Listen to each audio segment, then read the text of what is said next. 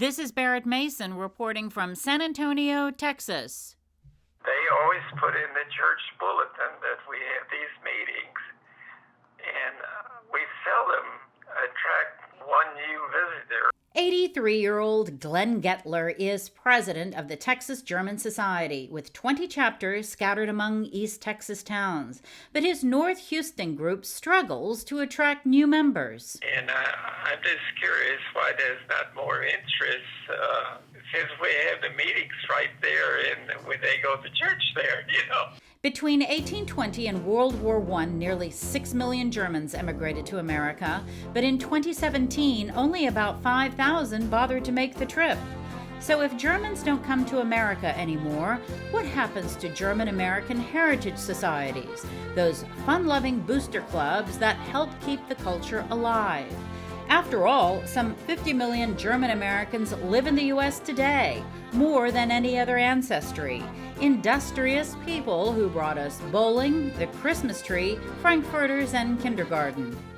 In the mid-1800s, Germans were the third biggest ethnic group in Texas, digging in to settle that state alongside Anglos and Hispanics. Earliest settlers arrived in the 1830s, around the time of the Texas Revolution. Texas joined the Union in 1845. In the 1840s, the Adelsverein, the German immigration company, helped to plunk thousands of wide-eyed Germans in the middle of raw, brushy Texas, some next door to Comanche country. But Professor Emeritus of German at the University of Texas at San Antonio, Dr. Christopher Wickham, says Germans survived because they were pragmatic. The Adelsverein are interested in negotiation. They're not interested in confrontation. They're interested in coexistence and cooperation with the native population. Unlike Anglos, most Germans honored treaties with the Indians. Hard-nosed and determined, they were abstemious, despite their love of beer. They were anti-slavery, pro-education, and communities hosted neither paupers nor millionaires. Local elections lasted days. Everyone would vote. By the 1850s, German was the second dominant language next to Spanish. Germans established early public schools, Lutheran churches, and German-language newspapers, even bringing intellectualism to outposts like Sisterdale. A landmark left by those German immigrants is San Antonio's oldest restaurant, the 101-year-old Shiloh's, still serving the best hot split-pea soup anywhere. But Shiloh's owner, Bill Lyons, says German food today is a tough sell. The Germans, they eat a lot of real stout food, and a lot of people are more health conscious today. So we've added some salads, some lighter menu items to try to appeal to people that are more health conscious than they used to be. And like German food, German culture here has lost its preeminence. We're right in the center of Hispanic America. And so breakfast tacos seem to be popular everywhere. Daughter Elizabeth Lyons Houston wants millennials to walk in and demand a plate of bratwurst. I see that San Antonio is in this very pivotal moment of change, probably the biggest since Hemisphere 1968. As a young professional, that was really exciting to me to be a part of that. So I saw opportunity here. Millennials love authentic experiences, and both restaurants, Shiloh's and Casa Rio, give an authentic experience. They also have nitro coffee, which Houston has added to the menu next to the root beer. After the two world wars, Texan Germans underwent a forced assimilation, pushing the culture deeper into the shadows. In the post-war years of the 50s and 60s, immigration picked up, then nosedived. In 1890, San Antonio was one-third German. San Antonio's 151-year-old Beethoven Hall is where those German settlers got together. It's home to the Beethoven Manicure, a big backyard beer garden, a pub, and their German-American Cultural Center, the Kusthaus, where they offer language lessons.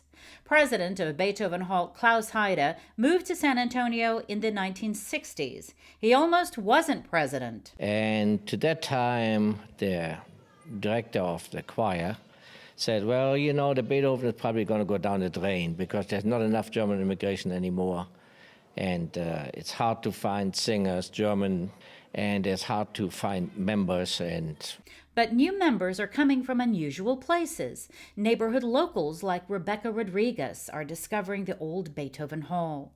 Enchanted by its charm, she enrolled her son in the Kinderchor. I thought it would be good for him to learn other languages, for one, because he does Spanish and English at school, and in here he comes and sings in German. But at the same time, I also thought that it would be great to broaden his horizons, learn about new different cultures and different things. That way one day maybe I can take him to Germany and he can talk to the people for me, because I don't speak German either. Along with the beer, They expect it. If you don't have it, they don't show up. Beethoven Hall is in Southtown, just south of an invigorated downtown. Newly gentrified, it's where the hipsters dine in cool cafes tucked among neighborhood art galleries. So suddenly, Beethoven Hall is part of a pub crawl. Language lessons are given at the Kusthaus with students like Angelica Rocha, who yearn to connect with their German heritage. We're living in a time and society that a lot of people study Spanish. Why German? I used to speak German till I was 4. Then I was not allowed to speak German nor Spanish. Born in Bremen, she came to the U.S. with her parents when she was a tot, but she wants to speak German when she visits family. The toughest part is the article the. She pounds away at her der-die-das just to forge the connection. There are about 16 Texas-German organizations of various kinds, but Beethoven Hall's Diana Kriese says clubs that don't own a property struggle. And because of it, they never seem to have enough money to do anything, and they're not as cohesive. They don't work together. They don't really do much to get new members, and they are fading away. And I think that having this place and the responsibility, we really have to have garden events to make money to cover the bills. Mm-hmm. So having a physical foothold is critical to keep the clubs going. Mm-hmm. I think indefinitely is.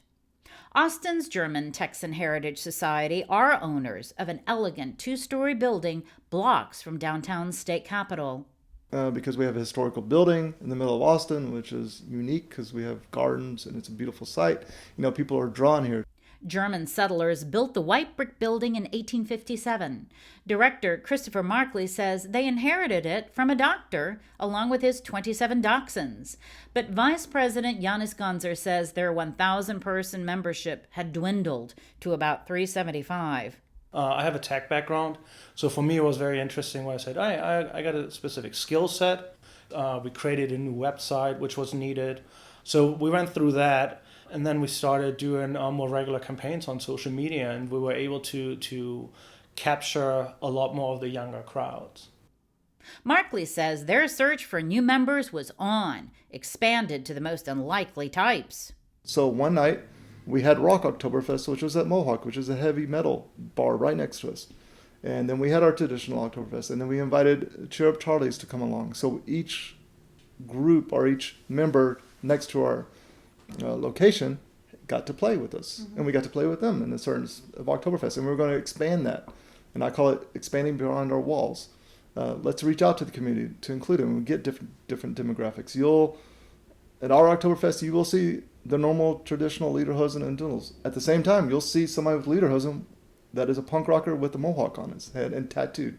Today, they've topped 500 members, which includes Germans. Actually, a lot of the Germans that are around the Austin area are actually living in Austin because of the high-tech community. A lot of them are expats. They actually are at the University of Texas as well because we have a lot of colleges around here. So either they're here for work, they're coming for the university, or their parents have migrated over. But history is fixed, and one group that cannot grow, no matter what they do, is the Berlin United States Military Veterans Association. Jerry Bryson is membership director. In 1965, Bryson was part of the Berlin Brigade, a U.S. Army private. He went to support the American presence in Cold War Germany. We were in a Cold War situation in Berlin where it was mostly just, hoping something didn't break out. His group of Cold War veterans could soak up the sun in Hawaii or Bermuda, but instead they make a pilgrimage to Berlin, honoring those who served, to reunite and reminisce. Being assigned to the Berlin Brigade was a kind of a plum assignment, but The biggest challenge, as far as membership director is not only finding members, but retaining them. About 2,800 veterans have belonged to the association. Seems like the younger generation are just not the joiners that the ones from the World War II and Korean era and Vietnam era. The challenge that Glenn Gettler faces of age and attrition. Today, they have less than 800. Our membership eligibility ended in 96, so, and of course, there's no one else assigned to the Berlin Brigade after that era anyway. One day, the association will end, simply a function of Father Time. But one German organization that is growing is the New Braunfels Wurstfest, a 50-year-old 10-day festival begun to promote local sausage makers. Attendance is about 200,000 people. Hang out, eat food, have a drink, relax. Love the beer garden atmosphere because it forces you to meet people and to interact with everybody. So, I rose it, der gemütlich. Great.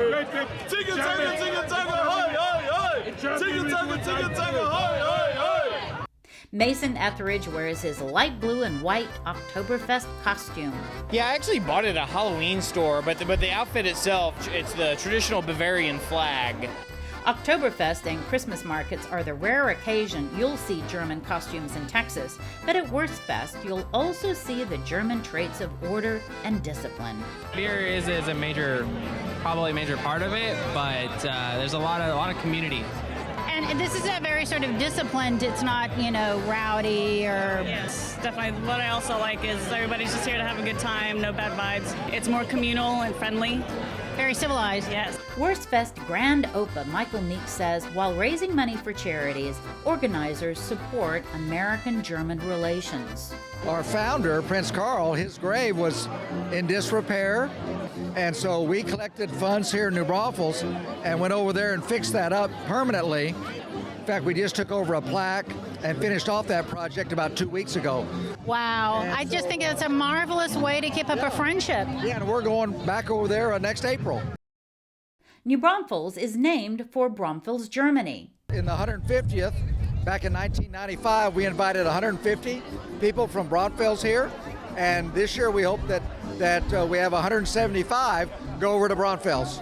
Just north of San Antonio, New Braunfels was founded by Prince Karl Solms of the Adelsverein. The tidy little town is part of the German Belt, a crescent of German settlements in central Texas. From these sprung today's singing groups and heritage clubs. 2018 Wurstfest President Eric Couch says the state's growing Hispanic population doesn't rival German culture, it helps it. I'm actually a little unique. My father was German, my mother was Hispanic. That's a good blend of what goes on here in New Braunfels itself. But as our world becomes a smaller place, I think we're going to continue to see more of that blending, not just in the German and Hispanic culture, but in lots of cultures. Opa Cesar Castilleja says Hispanics and Germans enjoy an old bond. The music ties us very close together, though. You have the polka, so you have the conjunto.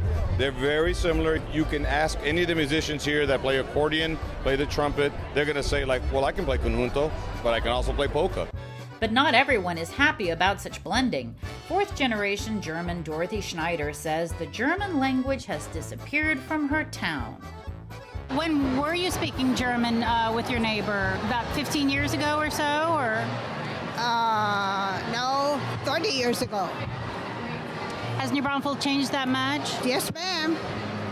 Because they said New Braunfels was the British part of Texas. Everybody came to New Braunfels. Do you like the changes or not? No. Back at Beethoven Hall, leader of the Damenchor, Diana Kriese, says German dominance has been toppled. But that's okay, because the new majority Hispanics help make up for it. Some were in the military, and so they have a link to Germany, and others just live in the area and enjoy coming here. The Germans have always been friendly with Mexico. To keep the Damenchor singing, they put out the welcome mat to whomever is interested. We had a Chinese doctor for a few years, but her practice got busy. Yeah. She enjoyed singing and was happy to be with us. On a cool October night, Joseph Huntington and Stephanie Godfrey relax at the old Beethoven Hall pub.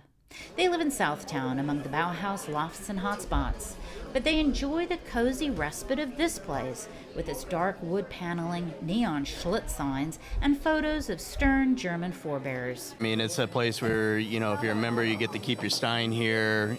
Really good service. Once a month, there's always some kind of a festivity going on.